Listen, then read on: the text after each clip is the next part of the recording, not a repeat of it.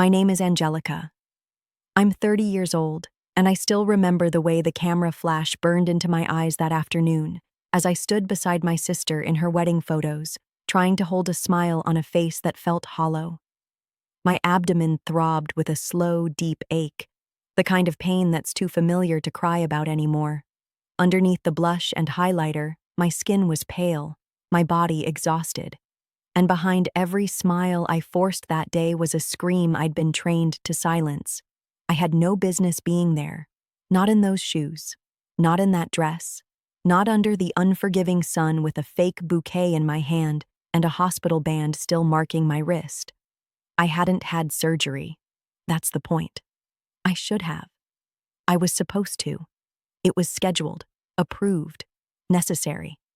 The kind of thing you don't delay unless there's an emergency. But the emergency, apparently, was that my sister Heather had found the honeymoon of her dreams, a Mediterranean cruise with oceanfront suites, unlimited champagne, and Instagram-ready sunsets, and she couldn't afford it.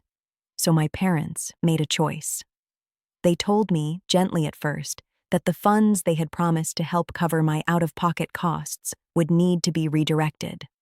Temporarily, of course, just for the honeymoon, because Heather was going through a lot, and this trip would be so healing for her. My mother, always the diplomat, reminded me that I was strong and resilient, that I'd bounce back, as always. You can reschedule, Angelica. It's not the end of the world. Not the end of the world. That phrase clung to me like damp air. It followed me through every night I spent doubled over in bed, bleeding through sheets, whispering to no one in particular that I just wanted the pain to stop. But in our family, discomfort was only ever acknowledged when it was visible. And mine was easy to ignore. No bandages, no casts, just quiet suffering behind closed doors. And hey, real quick, before I tell you what I did next, if you've ever been asked to stay silent to protect someone else's comfort or pushed aside so someone else could shine, I want to hear from you.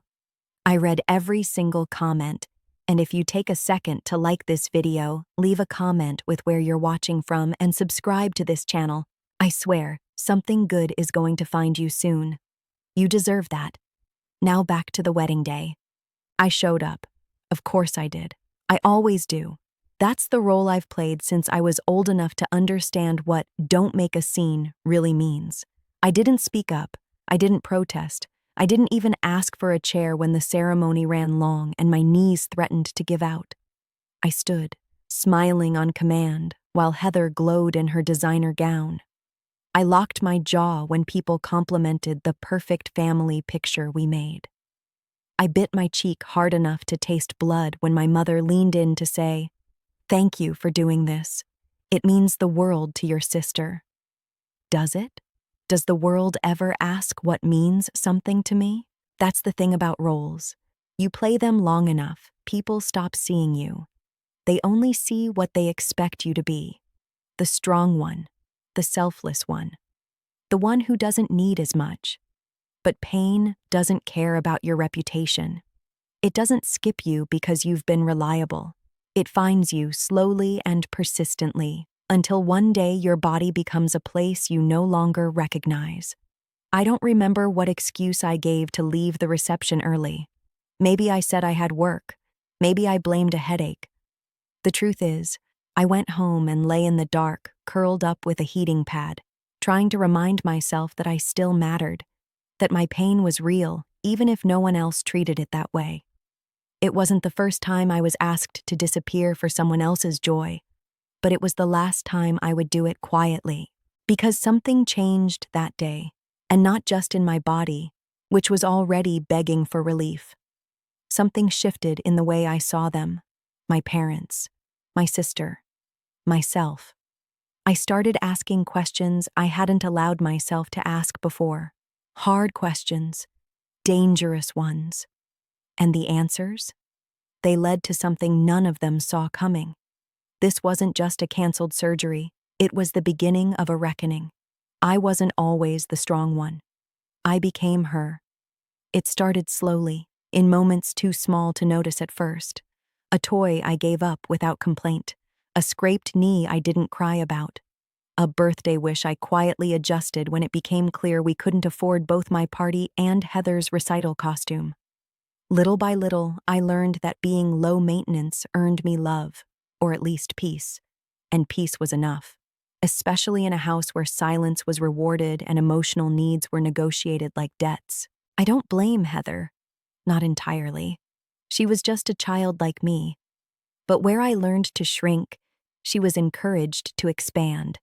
She cried easily and people came running. She struggled in school and tutors were hired. She whispered that she wanted to dance, and suddenly our living room became a stage. My mother clapped like Heather was auditioning for Broadway, and I clapped too, because that's what was expected. I don't remember anyone ever asking what I wanted. The first time I realized there were different rules for us was when I was 9.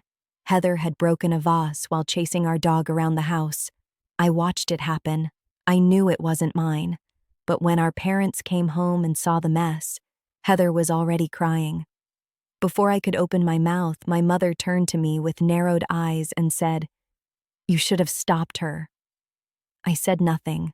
Later that night, I cleaned the glass shards alone while Heather watched cartoons, wrapped in a blanket, sipping hot chocolate. I still remember the way the tile felt cold under my knees and the sting of a tiny cut on my palm I didn't dare mention. I didn't want more trouble. I didn't want to be a burden. And that became my blueprint. In high school, I kept my head down. My grades were excellent. I didn't date much. I didn't party.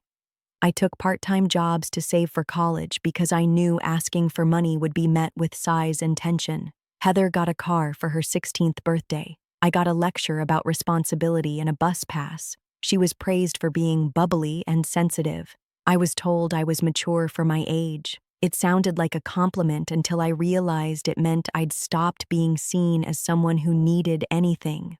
It's strange how a family can love you in ways that never quite reach you. My parents weren't cruel. They weren't abusive.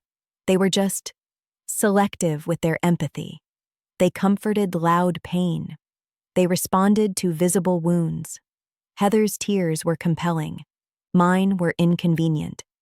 Somewhere along the way, I started wiping them before anyone could see. That's what I carried into adulthood. The belief that self-sacrifice was noble and asking for help made you weak. Even when my body began screaming for attention, I minimized it. I told myself I could handle it, that it wasn't that bad, that other people had it worse, and I believed it, until I couldn't anymore. By the time I reached my late 20s, the pain was no longer something I could work around. It interrupted meetings, canceled plans, dictated what I wore, how far I could walk, how much I could sleep. It was relentless. And yet, when I finally broke down and told my parents about the diagnosis, they nodded politely, like I was reading them the weather. My mother asked if it could wait until after the holidays. Heather asked if it would affect my ability to attend her engagement party. I told myself not to be surprised. I had trained them for this. For decades, I had shown them that I would always handle things alone, that I wouldn't need anything from them, that their comfort came first. The thing about being the strong one is that no one ever stops to ask if you're tired. And I was tired. So when they canceled my surgery to fund Heather's honeymoon, without telling me until after it was done, it wasn't just a betrayal. It was a pattern fulfilling itself. It was every quiet moment of neglect and every unspoken expectation finally crashing down in a way I couldn't ignore. That wasn't the first time they chose her, but it was the first time I decided I wouldn't let them choose me last. That's the thing about roles. They only work as long as you agree to play them, and I was done. There's something terrifying about watching your body unravel while everyone around you carries on like nothing's wrong. After the wedding, I thought maybe the worst was over, that the shame of standing in those photos, the humiliation of smiling through betrayal, would at least give me the space to recover emotionally. But that's not how pain works. It doesn't pause for you to process. It doesn't wait until you're ready to feel it. It keeps going. And mine did. The cramps came back harder the next week, sharper, less predictable. I started bleeding through my clothes at work, once during a meeting, another time on the train. Each time it happened, I felt the familiar flood of shame that doesn't belong to me, but still finds a way to cling. I stopped wearing anything light-colored. I started carrying extra clothes in my bag. I stopped planning anything on weekends. I isolated, quietly, carefully, like a secret. That's the thing about invisible illness. If people can't see it, they can pretend it's not that serious. And if you've spent most of your life proving you're fine, they'll believe you. I got really good at hiding how bad it was, but I couldn't hide it from myself. I started tracking the flare-ups. They used to come once a month, then twice. Then they stopped following any pattern at all. My doctor had warned me this could happen, that the delay in treatment would only make the condition harder to manage, more resistant to medication. I nodded when she said it, as if I had a choice. I didn't tell her that the real reason I wasn't going through with the procedure was because the people closest to me had decided something else was more important. My parents didn't check in after the wedding, not once, no call, no message. My mother sent me a photo of Heather on the cruise, lounging on a deck chair with a glass of wine in her hand and her legs stretched out like a commercial for privilege. "Doesn't she look happy?" she wrote. I stared at the screen, numb. I didn't respond. My father sent me an article about an upcoming car show downtown. "Maybe you and James could go?" it said, as if the idea of watching restored vehicles might somehow distract me from the storm inside my own body. It was almost laughable. Heather didn't message at all. I started having migraines again. The kind that pull behind the eyes and leave you dizzy, nauseous, unable to focus. They always came after the worst cramping episodes, like my body was punishing me in waves. I began sleeping with heating pads on both my stomach and lower back. I stopped setting alarms on the weekends, not because I wanted rest, but because there was no point in pretending I'd make it anywhere. Sometimes I lay in bed, my phone resting on my chest, willing someone to text. No one did. I think that was the part that hurt the most. Not just the physical deterioration, but the silence. The fact that I was in crisis, and no one noticed. Or maybe they noticed and didn't care. I'm still not sure which would be worse. James tried. He always does. He offered to take time off work. He brought me groceries. He asked questions. Gently, respectfully. But he never pushed. He's the kind of person who waits for you to open the door instead of knocking too loudly. I appreciated that. I just didn't have the strength to answer. I started missing work. At first, it was once a month, then twice. Then I stopped keeping track. My boss noticed. She's polite, but not blind. She asked if everything was all right.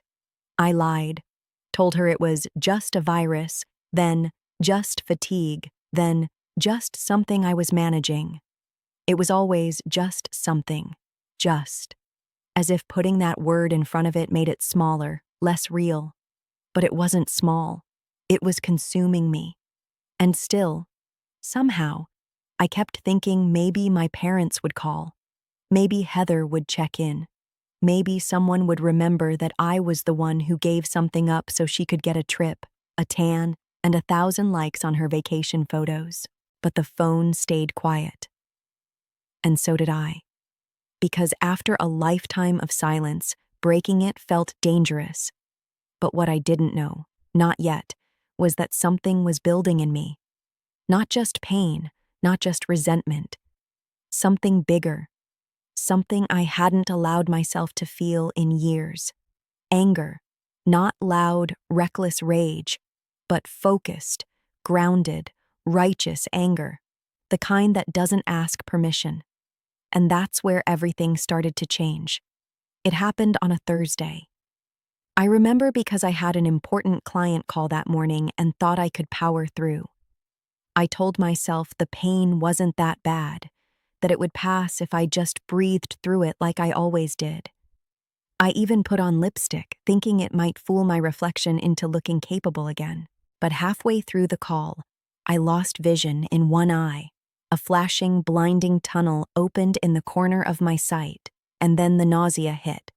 I dropped my headset mid-sentence and barely made it to the bathroom before throwing up. My skin was clammy, soaked with cold sweat. I couldn't stand upright. My body felt like it had turned against me, and maybe it had. That afternoon, I lay curled on the tile floor, barely able to reach my phone. I didn't call James. I didn't call a friend. I called the clinic. I don't remember exactly what I said. Something about the bleeding, the migraines, the dizziness, the missed surgery. My voice cracked when I got to the part about the delay. I felt it then. The wall I had built so carefully over years of coping, of minimizing, of being the strong one, crumbling from the inside. The nurse on the other end was calm. She told me to come in immediately. They'd squeeze me in. I nodded even though she couldn't see me, my fingers trembling as I pressed the end call button. It took me almost an hour to get off the floor, another 30 minutes to get dressed. When I looked in the mirror, I saw someone I didn't recognize. Pale, sunken, eyes hollowed by weeks of insomnia and quiet panic. But beneath that, something else was rising, something I hadn't felt in a long time. Resolve. At the clinic, the nurse took one look at me and brought me straight back. My doctor frowned as she examined me. She didn't say much at first.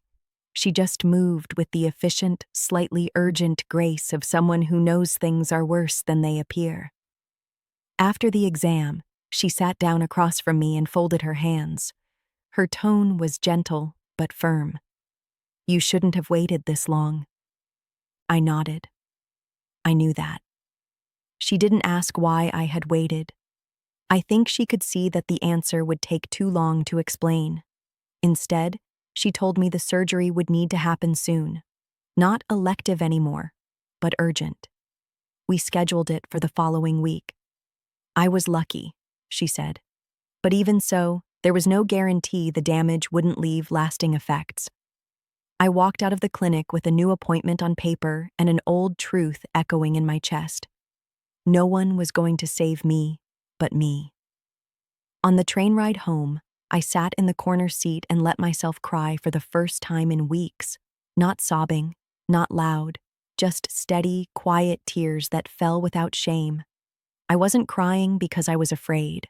I was crying because I was done. Done pretending this didn't hurt. Done waiting for someone to notice. Done apologizing for needing care. And especially done protecting the people who let it happen. I didn't call my parents. I didn't tell Heather. I didn't update the family group chat that I hadn't read in weeks. I kept it to myself. Not out of secrecy, but because for the first time, it wasn't about them. It was about me. That weekend, James came over and noticed immediately that something was different. He didn't ask right away. He just made tea, sat beside me, and waited. I finally told him everything, about the call, the appointment, the moment on the floor. He listened, his hand resting gently on my knee, not trying to fix anything, just holding space. After I finished talking, I said something I hadn't dared admit out loud. "I don't think I can keep doing this, pretending they didn't take something from me." He nodded. "Then don't." Simple. Clear, like it had always been an option. That night, I opened my laptop and drafted an email to my parents. Not emotional, not cruel, just honest. I told them about the pain, the delay, the cost. Not just financial, but physical and emotional. I didn't ask for an apology. I didn't beg for understanding. I didn't even expect a response, but I needed them to see the truth. I hit send. Then I closed the laptop and went to bed. And for the first time in months, I slept. I didn't expect a heartfelt reply to the email I sent, but I thought I'd at least get something. Maybe a short message acknowledging what I wrote, maybe a reluctant apology, even just a half-hearted, "We didn't know it was that serious." I would have taken it. I wasn't looking for redemption, just recognition. Some sign that they understood the cost of their choice, that they had taken something from me I couldn't easily get back. But the only reply I got was silence. No text, no call, no message. For 2 full days, nothing. Then, on the 3rd day, my mom posted a photo of Heather on her Instagram, lounging in a hammock, drink in hand, still on the cruise. The caption said, "Our beautiful girl living her best life. You deserve it all, sweetheart." I stared at it for a long time. The word "our" stuck with me, as if I wasn't part of that "our," as if they only had one daughter now, and she just happened to be the one who smiled prettier, cried louder, and needed more. That was their answer. Not in words, but in what they chose to celebrate, what they chose to share, and more importantly, what they chose to ignore. The week of my surgery arrived. I went in alone. James offered to come with me, but I told him not to. Not because I didn't want him there, but because I needed to prove something to myself. That I could do this without waiting for the people who should have shown up and didn't. I didn't want to sit in the hospital room thinking about who wasn't there. I needed to focus on healing. The procedure went smoothly, according to the doctors. But recovery wasn't easy. The physical pain was manageable. What caught me off guard was the emotional weight, the quiet grief of realizing that something had shifted for good. That a line had been crossed, and no matter how much I tried to ignore it, I couldn't go back. 2 days after I got home, I received a message from my dad. It wasn't an apology. It wasn't even about me. It was a forwarded email from a car insurance company, a reminder about his upcoming premium renewal. No context, no greeting, just the subject line. FWD, renewal due, auto policy ending soon. I stared at the screen and laughed, not because it was funny, but because it was so absurdly on brand. My body was recovering from surgery, and my father had managed to hit forward on a car email without even realizing how metaphorical it was. To him, that was connection, logistics, details, things that could be solved with a quick message and no feelings involved. That was all I'd ever gotten from him. Never the emotional stuff, never the "how are you, really?" Just transactions, just tasks. I didn't reply. Instead, I muted both my parents' numbers. I didn't block them. Not yet. That felt too final. But I needed distance. I needed silence that I chose, not silence that was imposed on me. Heather came back from her honeymoon and posted a long caption about healing, recharging, and remembering what really matters in life. There was no mention of what it had cost. No acknowledgement of who had paid the price so she could sail off into paradise. But I wasn't surprised. Heather had always lived in a world where things just happened for her. Magic, she called it. The universe always provides, she liked to say. What she never realized was that the universe, in our family, often had a name, and that name was Angelica. I was the one who gave up the extras, made the quiet sacrifices, rearranged myself to fit around her needs. That's how the magic happened. And now that I'd stopped doing that, everything felt off balance, like the roles no longer made sense. One night, about a week into my recovery, James brought over dinner. He didn't ask questions. He didn't try to fix anything. He just sat next to me on the couch and watched old movies while I rested. At one point, during a quiet scene, he turned to me and said softly, "You know, you don't have to keep giving people the benefit of the doubt just because they share your blood." It landed like a whisper in a quiet room. Not earth-shattering, not dramatic, just true. And I realized then, I had been waiting. Even after everything, some small part of me had been waiting. For my parents to show up, for Heather to say thank you, for someone to admit what they had done. But they wouldn't. Because people don't apologize for choices they don't see as wrong. And if I kept waiting for them to change, I would stay stuck in this loop forever, sacrificing my own healing, hoping for someone else's awareness. I wasn't doing that anymore. That night, I turned off my phone. I lit a candle. I placed my heating pad where the incision still throbbed gently beneath the skin.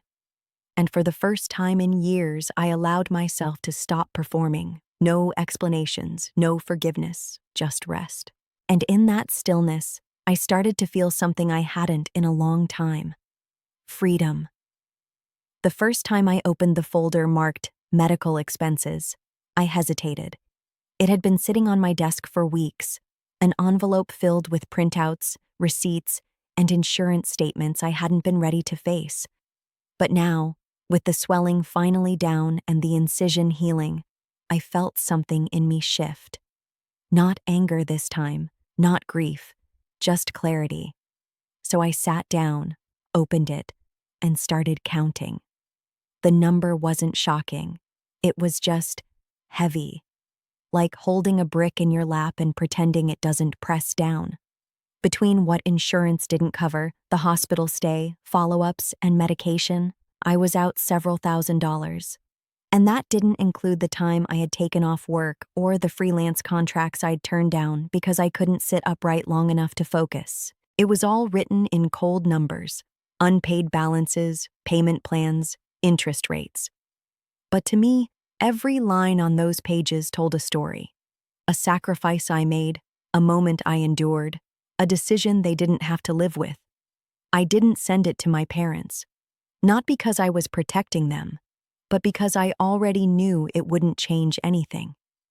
To them, this was just one of those things. Unfortunate, perhaps, but not unjust. And that's what made it worse. They hadn't just stolen the funds. They had stolen the timeline of my healing. And when they refused to even name it as theft, they made it clear. They didn't think they owed me anything. So I stopped expecting anything from them. Instead, I did something I hadn't done in years. I pulled out a separate folder, one I had avoided for different reasons. It was labeled Grandpa. Inside were old photos, clippings, sketches of car engines he'd drawn by hand, and a worn notebook full of notes he kept during his years as a mechanic. He was the only person in my family who had ever really seen me. He never questioned my fascination with how things worked, never told me I was too intense or too much.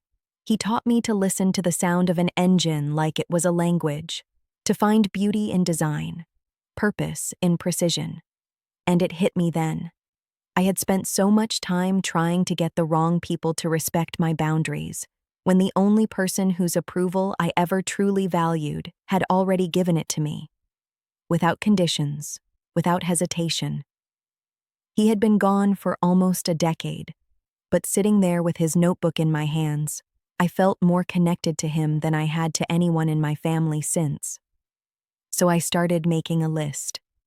Not a list of debts or disappointments. I'd done enough of that. This list was different. It was a list of things I still wanted to do, not because I was trying to prove anything, but because they mattered to me. It included simple things, like finally taking the solo road trip I'd been putting off for years, and bigger ones, like applying for that mentorship program in automotive design that I always told myself I wasn't ready for. I even wrote down something that felt indulgent. Build my own restoration project. Start from scratch. Not for profit, not for show, just for the joy of it. And as I made that list, I realized something else. I wasn't just recovering from surgery. I was recovering from a lifetime of being told that my needs were optional. James noticed the change. One night, as we sat on the floor of my apartment, sorting old car magazines and sipping tea, he said, "You seem lighter." I didn't know how to explain it at first. How do you describe the slow process of unhooking yourself from decades of emotional weight? But I nodded. Because he was right. Something in me had shifted. I had stopped waiting for them to see me. I had stopped wishing they would understand. And I had started living for the version of me that did understand. The one who'd been quiet for too long, but had never fully disappeared. I didn't send a dramatic message to my parents. I didn't block them or make a speech. I just stopped making room for their absence. I stopped budgeting my emotional energy for the possibility that they'd come around. And in doing so, I found myself with more energy than I'd had in years. Energy to read, to walk, to laugh again, not out of politeness, but because I actually felt joy. Energy to reconnect with friends I'd pushed away during the hardest weeks, to accept invitations again, slowly, on my own terms, and most importantly, energy to begin again. One small step at a time. By the end of that month, I had paid off the last hospital bill. I sent the check with no ceremony, no resentment, just a quiet sense of completion. They thought they had taken something from me. And they had. Time, comfort, trust. But what they didn't know was that in the silence that followed, I found something they could never give me. A voice that no longer asked for permission. A strength that didn't need to be proven. And a peace that came from knowing I didn't owe anyone my suffering. Not even the people who caused it. I didn't make a public announcement about the surgery. I didn't post anything online. I didn't text the family group chat. I didn't respond to Heather's photos or my mother's cryptic attempts to re-engage through forwarded memes and vague "just thinking of you" messages. I wasn't punishing anyone. I just didn't have the energy to pretend. But in families like mine, silence isn't just absence, it's rebellion.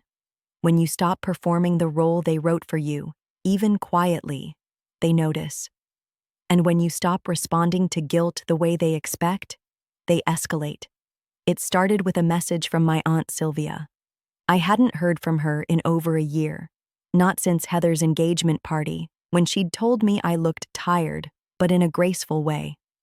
She had always been one of those people who turned passive observations into sharpened commentary. This time, it came through my voicemail. "Angelica, I don't know what's going on, but your mother is devastated. She says you've shut everyone out. That's not how families work. Call me back, dear. You need to fix this. Fix this." As if I had broken something by not pretending everything was fine. I didn't call her back. A day later, my cousin Jenna tagged me in a Facebook comment under one of Heather's honeymoon photos. It read, "She looks so happy. Angelica, you must be so proud of your little sister. Hope you're both doing well." I stared at the screen for a long time. There was no question in the comment, but it felt like one. A test, a prompt, an opportunity to perform civility in public. I didn't reply. That night, James and I went for a walk through the neighborhood. It was chilly, the kind of cold that wraps around your shoulders but doesn't quite sink into your bones. We didn't talk much, just walked. I liked those moments with him. Simple, quiet, safe. When we got back to my apartment, I checked my phone again. There were 3 missed calls from my mother and 1 new post. This time, it wasn't a photo. It was a paragraph. Being a parent means making impossible choices sometimes. Sacrifices that others may never understand. I won't apologize for protecting my children from unnecessary pain. I've done the best I could. If some can't see that, maybe they never will. No names, no context. Just public martyrdom.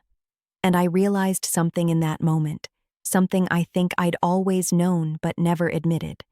My pain would never be real to them unless it was convenient.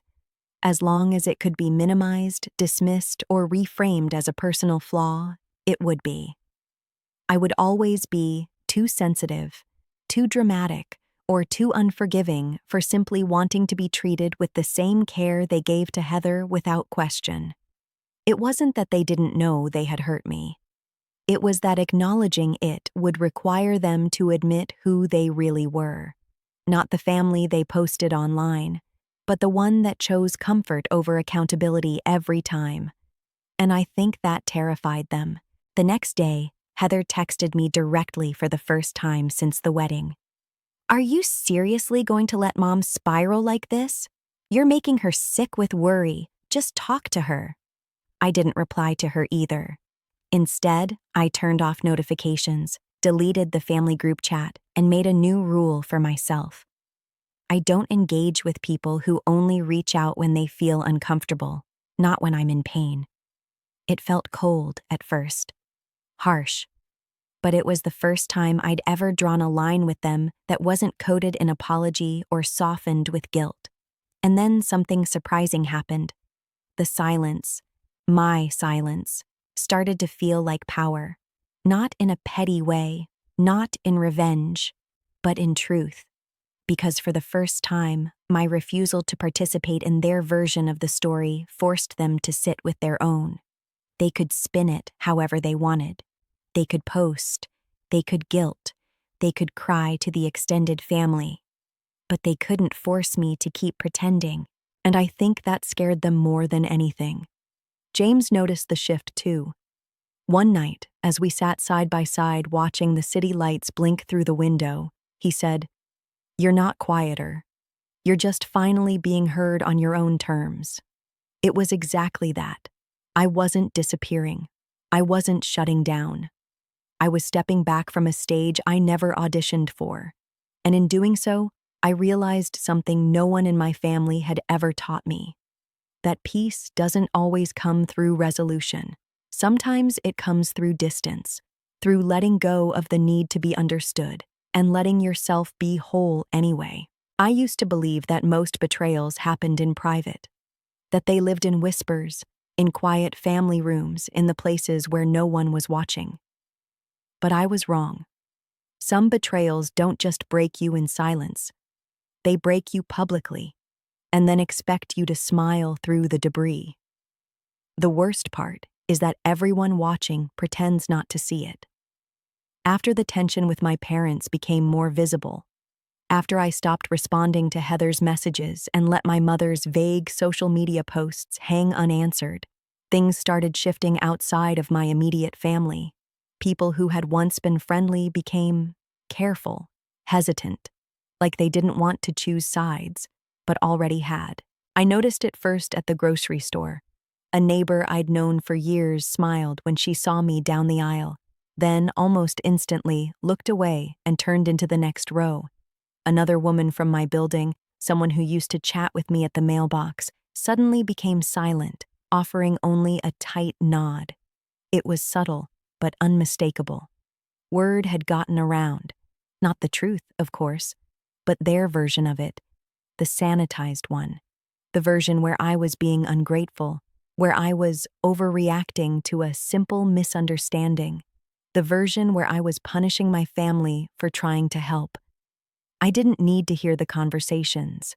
I knew how this worked. In families like mine, when someone breaks the pattern, when someone steps out of line, the rest rush in to maintain the illusion. And if that means twisting the story to protect the ones who stayed loyal to the script, then so be it. At first, it hurt. Deeply. Not because I wanted sympathy, but because I wanted fairness. I wanted someone, anyone, to say, what happened to Angelica wasn't right. She had a right to be upset. But no one did, because admitting that meant questioning the system. And that was too uncomfortable for most. Even extended family, cousins I rarely saw, an uncle I barely spoke to, started chiming in through messages and social media comments.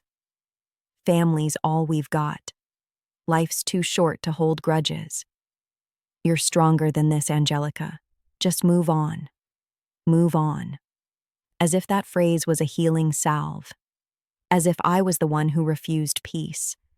Not the one who'd been asked to sacrifice her health, her dignity, and her voice in exchange for their comfort.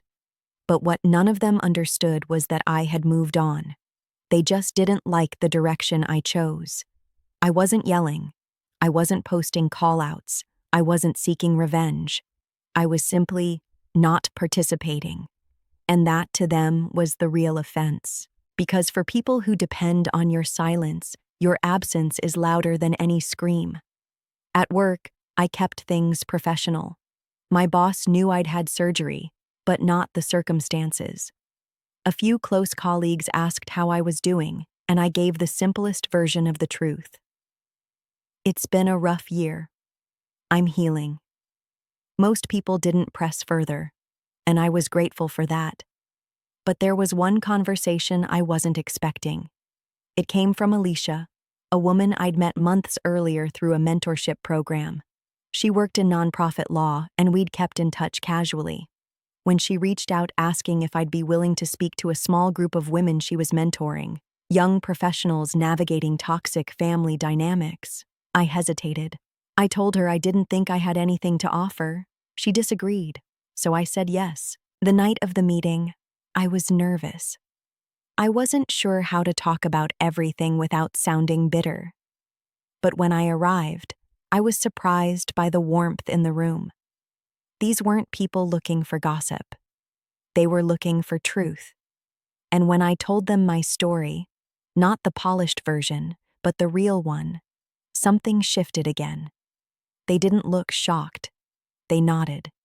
One woman said quietly, "It's always the strong one they ask to bend." Another said, "My sister gets praised for healing. I get criticized for surviving."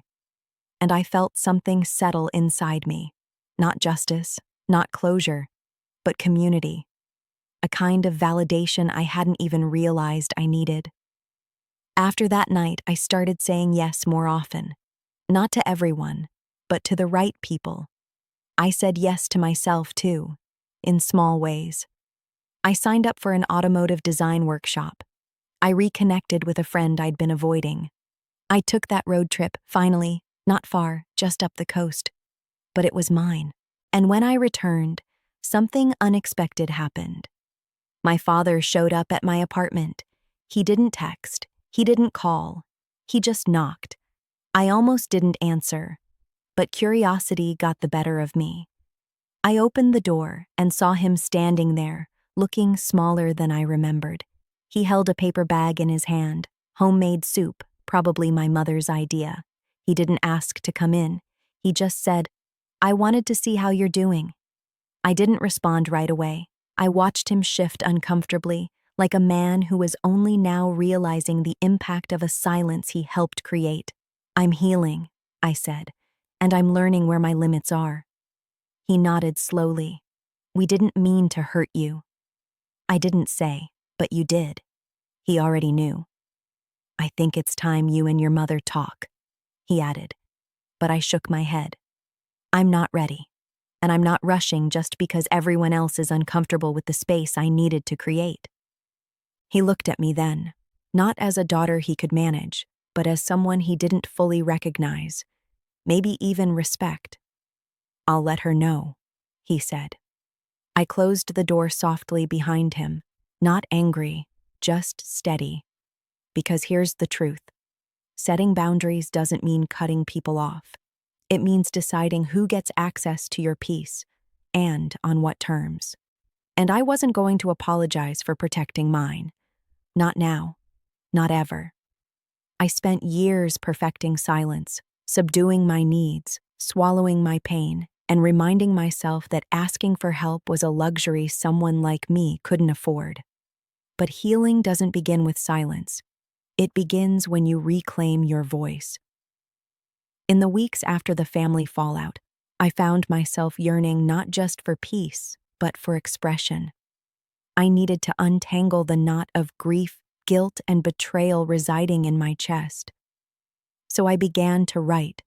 Each morning, over lukewarm coffee, I opened a blank document and started writing, not as a plea to my family, not as an accusation, but as a confession to myself.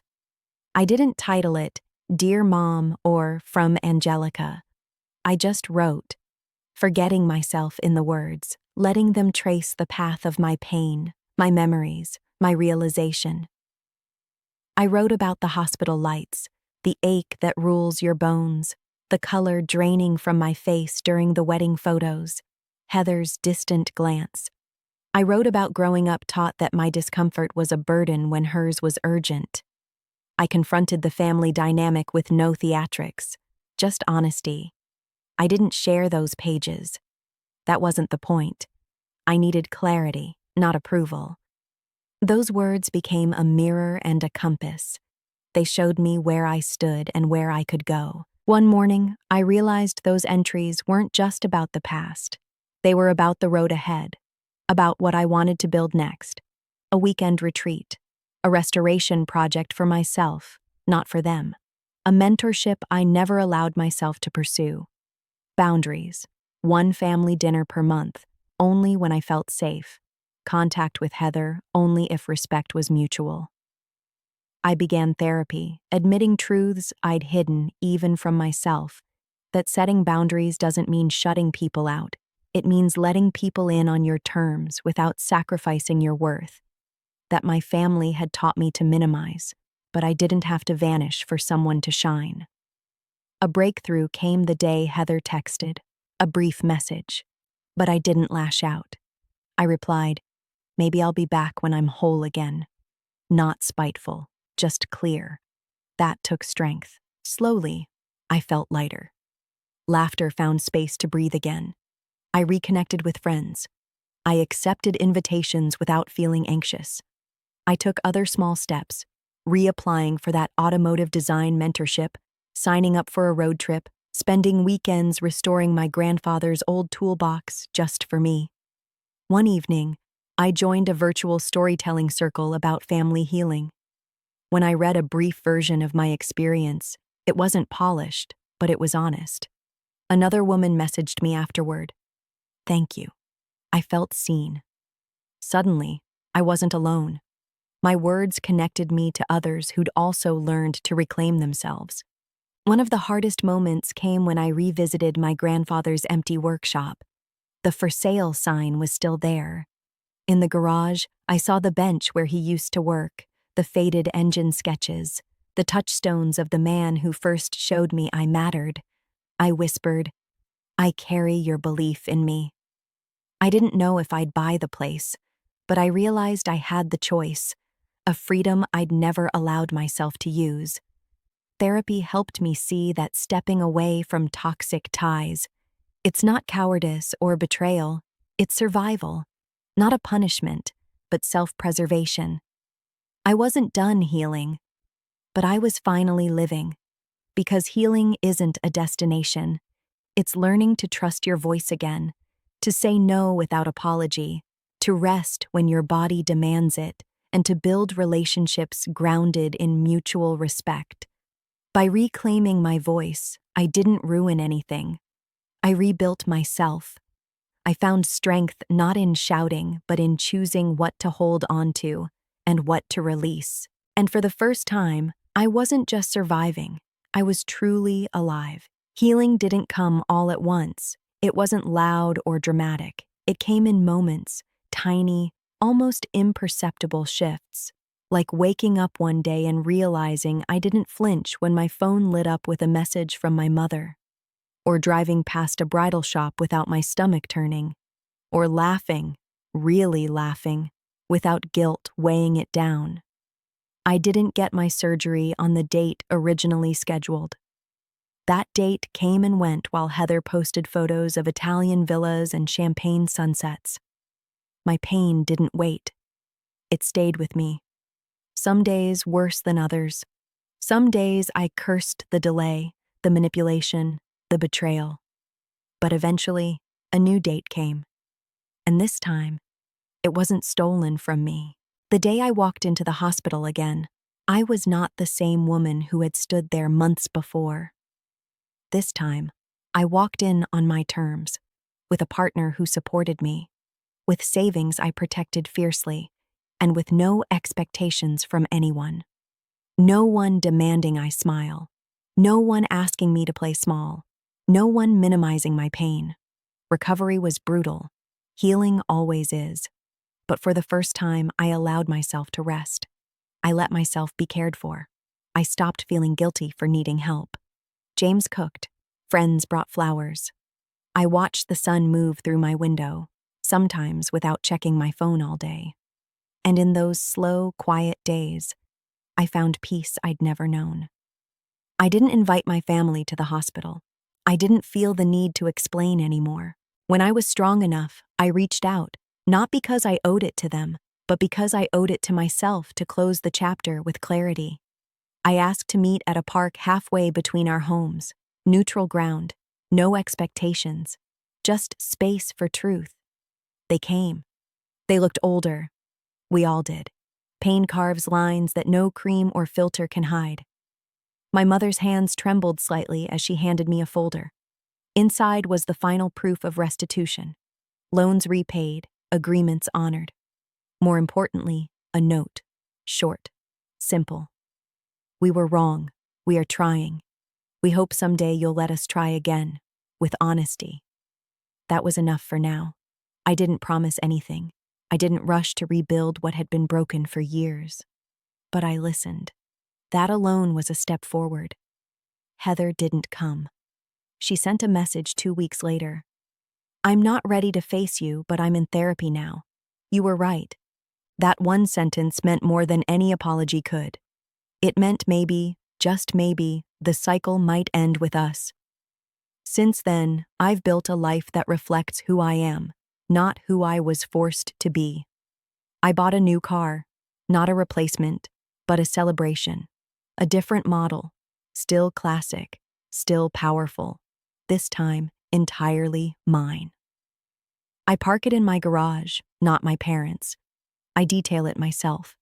Every Saturday morning, just like my grandfather used to do. I teach now. Not in a school, but in a community program I created, Girls Who Build. It's a free weekend class for girls who want to learn about engines and tools and welding, without being told they're too delicate or too pretty to get their hands dirty. I watch those girls, grease on their cheeks, sparks in their eyes, and I think of little Angelica. I think of how long she waited to be seen. And now, she finally is. Sometimes healing looks like building something you never had. James and I are stronger than ever. Not because we pretend everything is perfect, but because we know how to fight for each other. With each other. We talk about marriage now and children maybe. But more than that, we talk about the life we're building. One that honors boundaries, communication, and deep, mutual respect. I no longer fear holidays. I choose where I spend them. I see my parents occasionally, at a safe distance emotionally. We're learning to exist in each other's lives without control or expectation. Some conversations are still awkward, some silences still heavy, but there's progress, and I can live with that. I know now that forgiveness isn't always about saying, it's okay. Sometimes it's about saying, I've made peace with what happened, and I'm choosing to move forward, on my own terms. Because that's what this story was always about. Not revenge, not punishment, but liberation. The day my parents canceled my surgery to send Heather on a honeymoon, I thought they broke me. But they didn't. They cracked open the shell I'd been surviving inside and forced me to rebuild. Not just my body, but my sense of worth. They handed me the match and I chose what to burn and what to save, and what I saved was me. I've shared this story not to gain pity, but to offer hope. If you've ever been the one who was expected to stay silent, stay strong, stay small, know this.